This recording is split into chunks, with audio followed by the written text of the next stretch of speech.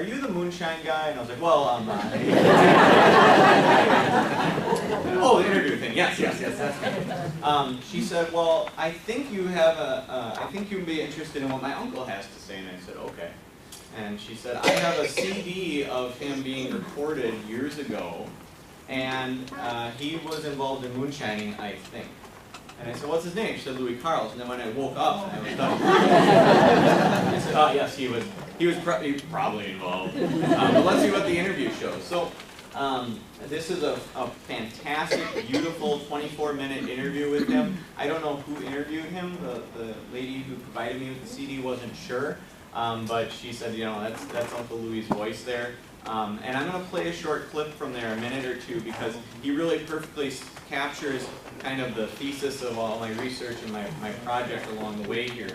But what I will say is in the background there's a dripping sound that's going on, and that's because the interview was done in his cabin, and he had to keep the water running so the pipes wouldn't freeze. So just bear with it. Is Carrie still here?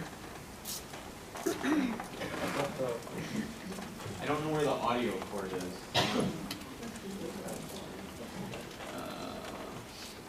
Let's see here. Okay. If you could. But so what he talks about in the broad interview, you know, that's 20 minutes. We'll listen to maybe a minute or two of it. Is that he produced moonshine from, he says, 1930 to 1935. And the interviewer asked him, well, Prohibition ended in 33, why did you have to keep producing it? And he said, well, it took a long time to get everybody's thirst met. You know, this happened pretty suddenly, so we had to keep doing it, and it was cheap, and people had kind of developed a taste for certain types of illicit liquor, so they wanted to continue with that trend. He had many locations in eastern Wisconsin, a couple in the Holy Land. He talks about one in Brothertown that he talks about, well, as soon as we got it set up, it burned to the ground. Talked about another one down in the Horicon Marsh area that as soon as he got it set up, they were raided by the Prohibition agents. So he had kind of this very interesting interview that went on.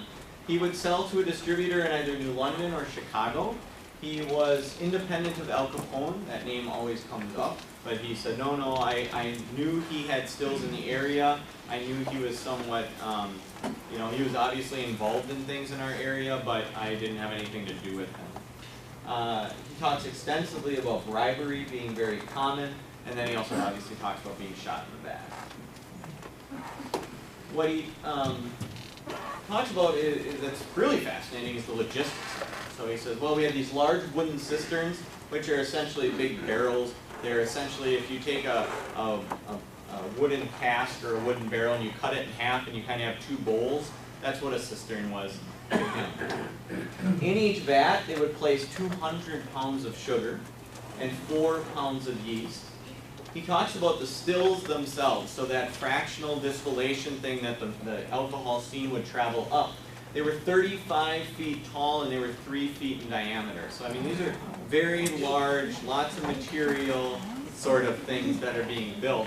And he had multiple of these floating around, and he's one guy. The worm bucket, which was the portion where that coiling of tubing went down inside with cool water to help with condensation, was 6 feet by 4 feet. So I mean, you could stand in this thing easily. Each operation required 13 to 15 individuals to run. So these were not sort of things that were one-man operations. These were very large, very intricate logistical challenges. He talks extensively about how he didn't really worry about the law too much. He would say how when somebody arrived on scene from the Prohibition Department or identified themselves as a revenue agent, if you will, he would just bribe them. We'd just give them money and they'd go away. And we just have to keep paying them, and they would just leave us alone. He didn't worry about them so much. He was more worried about hijackers during the transportation from the still to their distributor. And he tells one very entertaining story of where they were driving along and they were tempted to be hijacked, and they beat up the guy who was trying to hijack them, and they drop him off at the police station in Fond du Lac. So the interviewer, you can just hear like in this guy's voice. And he's like, so let me get this straight here. You were transporting moonshine. you beat this guy up, and then you drop him off at the police station. He's like, yeah, why not? Well, that doesn't make any sense. And he goes, oh, they were on the take. We all knew them. That was not a big deal. So it's very much a who you knew sort of situation. Oh, where'd she go? You want to see Terry? Yeah, she's Terry? Yes. Do you have the audio cord? I meant to get. Boy, oh boy. I hope so. Okay. Well, she's getting that figured out. We'll come back to this. But so some interesting pieces. These are usually the more interesting portion of the talk. So this is a collection of stories I found, newspaper articles, that sort of thing. So Moonshiner's Cave, that was in the newspaper. There's a gentleman here last time who said, oh, I'll take you out there once the leaves are off. I found out later it is actually on the grounds of the women's prison. The benefit of, so I know a guy who knows the warden, and it apparently will not be too big of a deal to be able to go and look at this site. It's apparently been boarded up, but plenty of folks went there when they were kids. The history of it is pretty interesting. It was actually a brewery back in the late 1800s, springtime brewery, and it was carved out of the rock. It looks very similar to this, I've been told, and it was basically, it allows a constant temperature. It allows for lagering of beer. So, over here.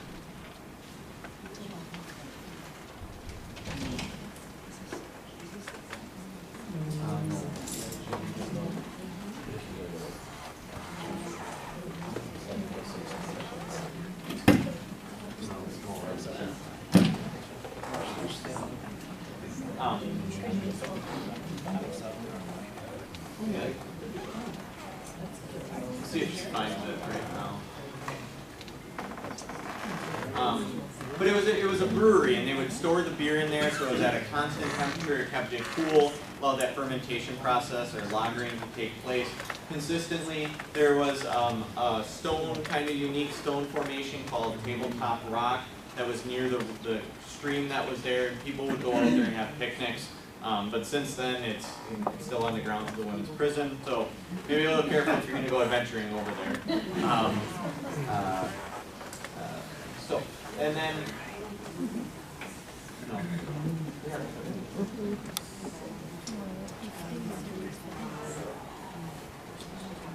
Okay, we can try this.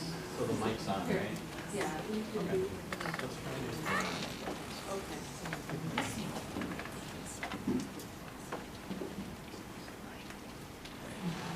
All right, here we go.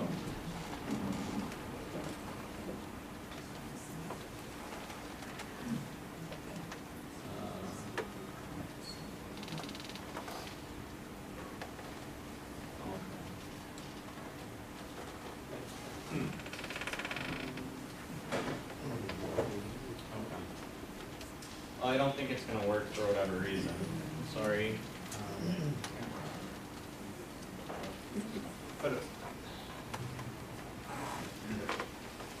So the point of that audio portion is that basically in the Holyland, moonshine itself, physically, the sale of it, the production of it, was one of the very few places for cash, cold hard cash, to come into the Holyland during not only the agricultural but also the Great National Depression. So he talks about how if it weren't for moonshiners, if it weren't for those guys coming in from Chicago, if you will, many of the local merchants would not have been able to survive, because the coal sellers, the merchants in each community, they relied on that 5 tons of coke, or a type of smokeless coal, that was being consumed by each still per week. Now that's a large order every week to rely on. The train, hey, that brought extra freight. They didn't care where that stuff was going. They were getting paid to haul it. The service stations that were in each community, all those moonshiners and bootleggers, you know what? They needed to fuel their vehicles, they needed maintenance, they needed oil, those sorts of things. They went to the local businesses. For the farmers, if they were renting out their farm, they were paid a premium. If they were able to hire out their sons or daughters to help out at the still, then they were getting paid a premium. If they weren't, and they just happened to be in the area, they were often paid to keep their mouths shut as well. It also helped to inflate sugar prices for corn and beets. So in a kind of a broader scheme, it helped to support them. And then, as I said, neighbors were paid to keep their mouths shut. Unfortunately, I wasn't able to play the audio today, but I think oral history, hearing his voice, hearing that is incredible. There's a copy of the CD here at this library. There's one at the Malone Area Heritage Museum as well. So if you just go there and you ask for a copy of the CD, you can certainly listen to the whole interview. I think it's just a good listen. But if you have a particular story, every story is unique. You have a good one, or I shouldn't say good one, you have some interesting stories that you really want to capture and pass on, I really encourage you to record that now while you can. One thing that I grew to really appreciate with this project is that the people that I would love to have interviewed passed away 20 years ago. So in 20 years, not all of us are going to be here. It's the reality of life. So capture those stories on audio so that folks can hear your voice, or write that down and keep that so people can hear it in the future. There's a prohibition agent that talks about moonshiners have a PhD in their own, and the Holylanders were no different. So they did different things to get by, to survive, and so they would wrap a barn, like I talked about, with cardboard or tar paper on the inside. They used lookouts. There was one near St. Peter where it was actually a hollowed out tree that they had a lookout in that was watching the road. They had different sorts of setups and barns that they would look out of. Thrashers were used. This was a really interesting one that didn't come to me until I was talking to a gentleman who was telling me about his dad. But if you think about a thrasher, they have a large boiler in them. And when they were produced in Racine in eastern Wisconsin, different locations, or they were transporting through, that had a lot of extra space in it. And likewise, they were being transported on very heavy-duty train cars or trucks. So one of the giveaways for a moonshiner's car was that it was so sodden down with booze that it was kind of riding on the rims. And so it was kind of a dead giveaway. But if you had to fill one of these boilers up with moonshine, and it was already on a heavy truck, the average prohibition agent isn't going to look at that and know any different. So that was fairly common where they would make a lot of shine over here and then ship it out to Minneapolis, for example, or somewhere else to make money off of it. The river dumps, there's both a written history that I found as well as interviews that I did where people talked about the river dumps. And what that basically meant was, if you can imagine a pasture with your cows in it and there's a river running through it, upstream of there might be a cheese factory. And if that cheese factory was making moonshine and had a lot of mash and suddenly it got busted, at that time there was no EPA, so they would just dump that all in the river. If your cows were downstream, they weren't going to pass on a good time. So there were a couple of stories of farmers who would go out and their cattle or their dairy would be wandering around the pasture all gassed up. And a couple where they actually just fell over drunk and they had to use stone boats to haul them in. So that one's like, I tell people that story and they're like, no way. It had to have happened. The one interview, the gentleman ended it by saying, "Now that's why we had such good cheese and milk in those days." So complicated cows is how I. Likewise, there's another gentleman I interviewed who was talking about his dad owned a cheese factory, and they were living above it and kind of farming the land. These guys from Chicago showed up and wanted to rent the cheese factory. They said, "We're going to turn it into a cheese factory again." So his dad said, "All right, sounds good." And they rented it out, paid the first month's rent. And suddenly, Fred talked about, well, I remember watching them bring all this stuff in. It seemed like they were doing a lot of retrofitting, a lot of work down there. And they were always up late at night. Didn't know what they were doing all night. This weird smell would come out and it was kind of sweet. It didn't smell like cheese. But they didn't ask any questions. And all of a sudden there'd be these big piles of wasted corn sitting out there, and they'd think, what's going on here? Eventually his dad told them, they figured out that they were making moonshine down there, but he thought, well, we're not going to say anything. These guys may be dangerous. Well, unfortunately the cows would sometimes eat all of that spent grain and then be gassed up themselves. So it wasn't just if they were in the river, they were always at risk. He also talked about how he would reek like a still. So his dad had to spray him with perfume to cover up the smell. He said, I got a lot of guff because I smelled like a girl when I went to school, but it was better than being busted. It was, again, talks about the symbiotic relationship between these moonshiners who came from out of town or employed local folks and paid them appropriately. The following are a collection of stories that I found mostly as newspaper articles. And so, first one was the Moon Trial of 1922. This is probably the first big prohibition thing to happen in, I'll say, the Fond du Lac, in eastern Wisconsin, Fond du Lac County area. And it involved a gentleman by the name of Peter Romig. He rented a farm 1 mile east of Piper, Cal Harbor, as it was called at the time. He had a small pot still. And what he was doing was he was taking money that was supposed to be directed towards his wife and his children. She had end-stage tuberculosis. They had, I believe, 6 children. He was taking money, assistance from the local charities, and he was using it to make alcohol, and he was consuming it. So it was really a sad story because these children were being neglected, his wife wasn't being taken care of, and he was just being drunk. So kind of all the reasons that the temperance movement started, national prohibition came about, but it didn't make a tremendous difference, obviously. The point is that it was really consumption versus distribution. He wasn't moonshining on a big scale, he was just abusing a system. And I happened to stumble upon the newspaper article. It was very sad. The one point I'll bring up is he was from Campbellsport. He was not from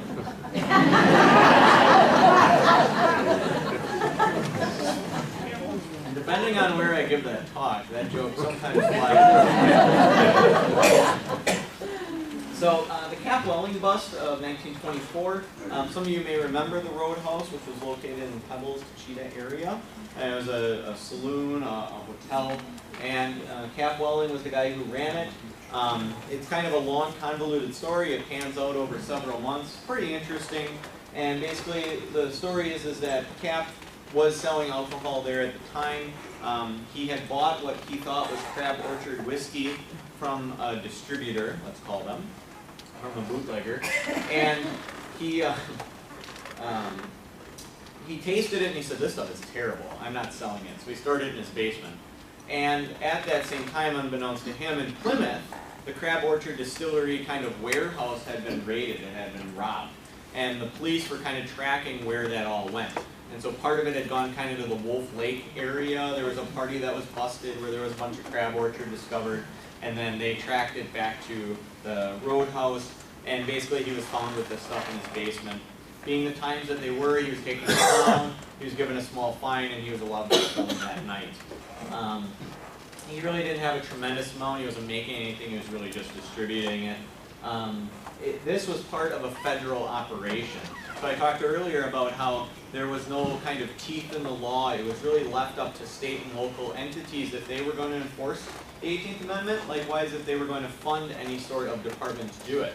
The state of Wisconsin chose not to fund any sort of prohibition department, especially on a local level there wasn't any funding for any special enforcement. So the federal government, the Prohibition Bureau, would come through every couple of years and do a big sweep like this, and he got caught up in that federal investigation. The story kind of ends abruptly with basically him going home after being arrested, and I'm not sure what entirely happened. I kind of scoured the newspapers for about a year afterwards and wasn't able to find anything. But just in a situation where somebody got caught.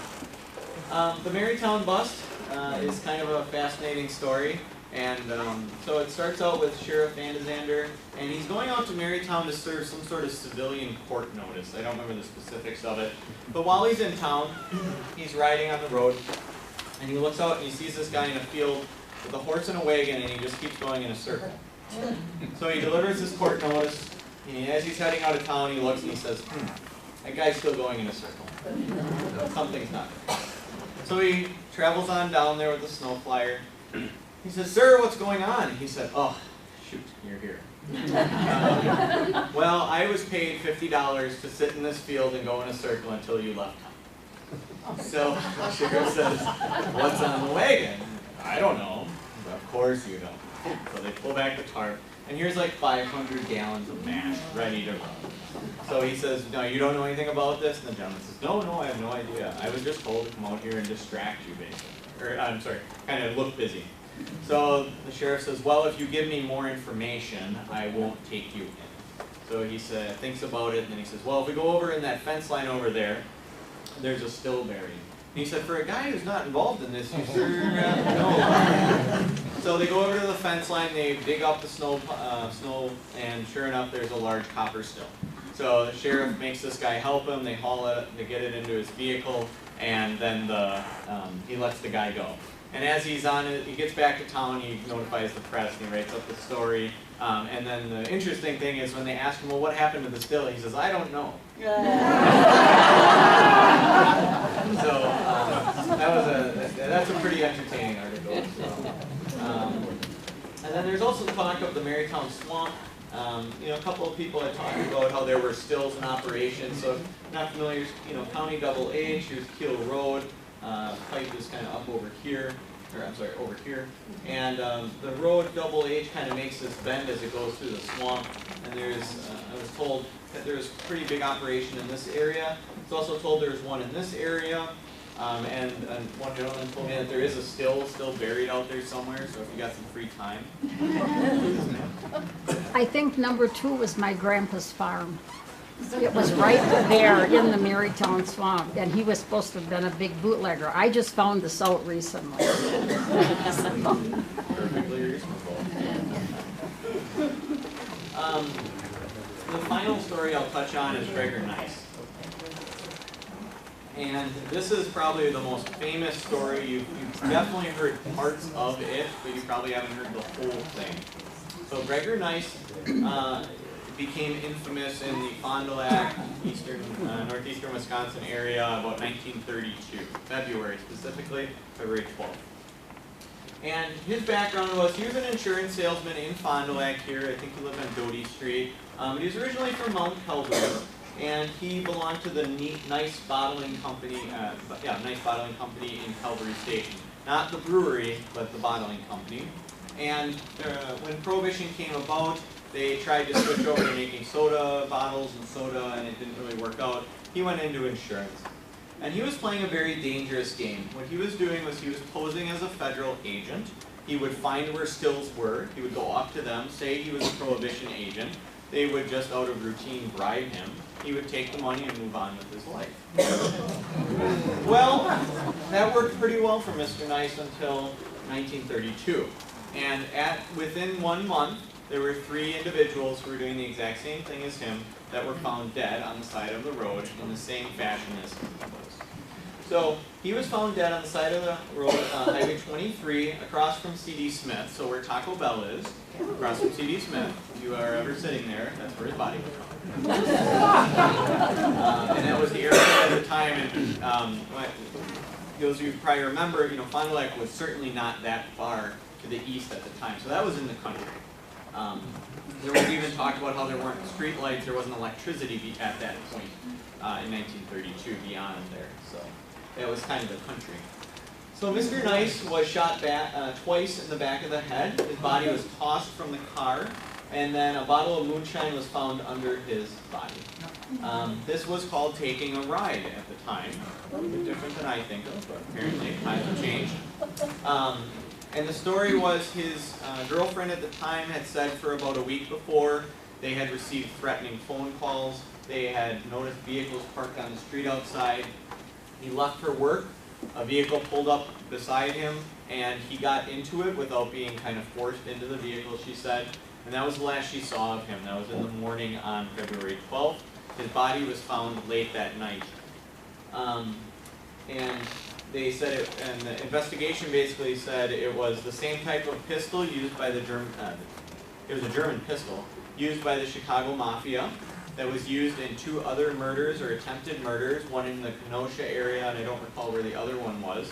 And it was the exact same sort of MO. It was 2 shots to the back of the head, body dumped on the side of the road, bottle of moonshine under the body. He had no money taken from his wallet. He had an expensive watch which wasn't touched. It was very straightforward. On March 1st, the case kind of goes cold. March 15th, there's a notice about his property being turned over to his mother, and that's really the end of it. I wasn't able to find a lot more about this case, and unfortunately all the court documents were destroyed in I think in the 50s or 60s, so I wasn't really able to investigate it further. I don't believe it was ever solved either. He's currently buried in Mount Calvary Cemetery, so if you ever want to head on out there, that's where he's buried. And this story was one that I would hear all sorts of myth and lore about. There's parts of it that said, well, his body was mutilated, he had his genitals cut off and shoved in his mouth, those sorts of, oh my gosh, sort of things. I went through his whole autopsy report. There's nothing of that sort. He had no mutilation of his body. He just, very straightforward, had 2 gunshot wounds to the back of the head, bullets lodged in the front of his skull, and that was it. Some local stills. So the one up here was from a gentleman by the name of John Ott. He's from Jericho. Heard about my research, called me up, said, hey, I got a still. And I'm like, all right, sounds good. So I drove up there, took a look at it. This was very, very typical of what kind of a pot still looked like. These weren't the massive, obviously, production ones that we think of or I talked about tonight. But these are the ones that folks would have in their barn to make a little bit extra cash or have something for fun. This one down here came from my Uncle Dale. And so my Uncle Dale and I were talking one day about this project, and he said, oh, Jay, I've got a still up in my barn. And if you know my Uncle Dale, I'd be like, I bet you do, Dale. So he said, no, really, I got this old, cool-looking still up in the barn. So I said, well, let's go out there and look. And he had purchased an old turkey farm just south of Pipe. So we go up into his barn, and sure enough, here's this beauty sitting, just like it looks right now. And so here we have just kind of the kettle, the gooseneck here, the worm bucket there. This screws together. Very, very typical. Again, these types of kettles, copper, very commonly used. That's all lead solder. So if you got one of these at home and you're thinking about firing it up because you need a new hobby, don't do that. You're gonna end up with lots of complications.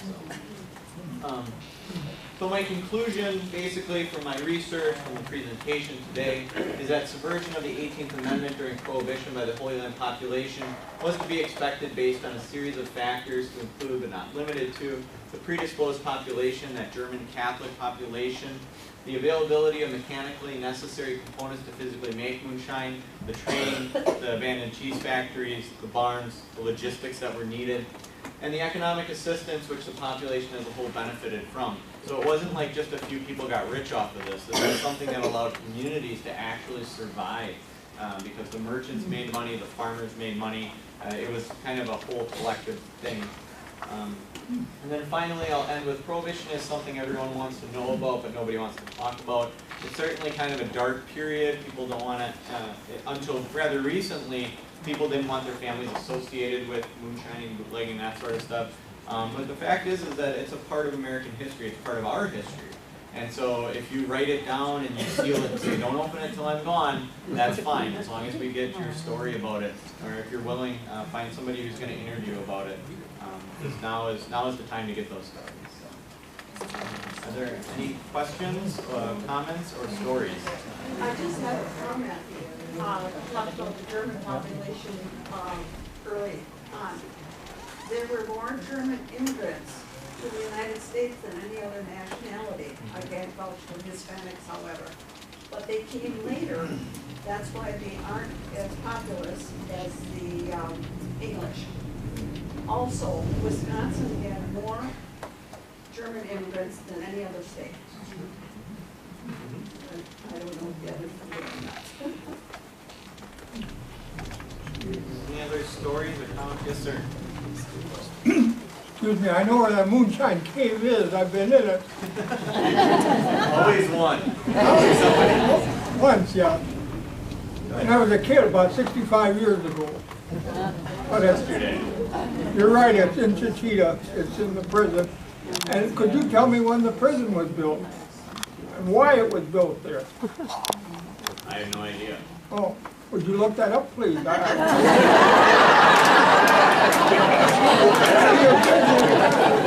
have no idea why is it built there.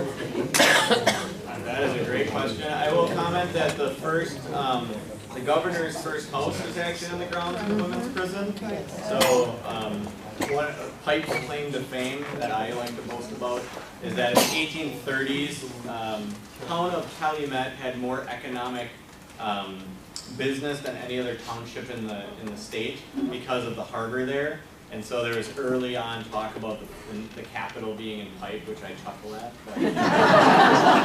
So the first governor had built his mansion on the grounds of what is now the women's prison. But so interesting fact. I don't know why they built it. In your research, did you come across any information of how far the runners carried the booze? I mean, and where? It was usually local, as in kind of eastern Wisconsin, so New London, or they would transport to other locations, which would eventually go to Chicago or Green Bay. There's one article that talked about it going to Canada, which doesn't make any sense because Canada didn't have prohibition, and actually there's a lot of alcohol coming from Canada. But I think it was mostly eastern Wisconsin, and a good chunk of it, Al Capone comes up a lot, and I don't have any solid evidence that he ever stopped at Capone's in Pipe, although I certainly think that it's certainly reasonable to assume that. And he did have stills in the area that when I interviewed people, they would talk about, well, that was a Capone still, that wasn't one of the other guys. And I think a lot of it went south to the cities. And that's just kind of how the distribution is. Yes, sir. Yeah, when many of the German immigrants were coming toward Wisconsin, people wonder why did they pass up all the fertile land in Illinois and not that, well, their answer was if it wouldn't grow trees, it wouldn't grow crops. And they kept coming right up to Wisconsin. But they passed up some of the most fertile land there was. Yeah, and that's when you look at why did the Germans settle the eastern side of Lake Winnebago, if you will, versus the western side, which was prairie and kind of an easier land to work. That was much of the argument, was that that land had so much more potential in the long run. You mentioned the still near Billyville. There was, I read about that there might have been a distillery. On my uncle owned a farm near Billyville. He claimed that he had a still in the farm. And he also had met Al Capone on a number of occasions when he was making booze that went to Chicago. Pretty good operation. And he really liked Al Capone. Capone treated him really well. He was a very popular guy. Yeah.